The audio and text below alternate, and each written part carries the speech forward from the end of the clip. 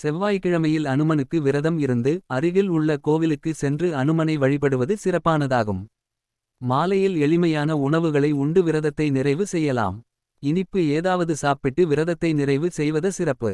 நட்சத்திரக்குறி அனுமன் சாலிசா பாராயணம். செவ்வாய்க்கிழமை தோறும் அனுமன் சாலிசாவை 51 முறை பாராயணம் செய்வது சிறப்பானதாகும். தொடர்ந்து இவ்வாறு வழிபட்டு வந்தால் அனைத்து விதமான தடைகள், தீய சக்திகள், எதிர்மறை எண்ணங்கள் ஆகியவற்றில் இருந்து விடபட முடியும்.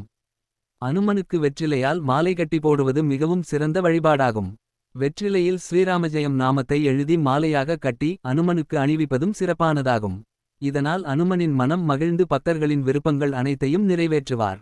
நட்சத்திரக்குறி ஸ்ரீராமஜெயம். ஸ்ரீராமஜெயம் என்ற நாமத்தை மனதார நினைத்தாலும் வாயால் கூறினாலும் எழுதினாலும் அந்த நபர்களுக்கு அனுமன் அருள் செய்வார்.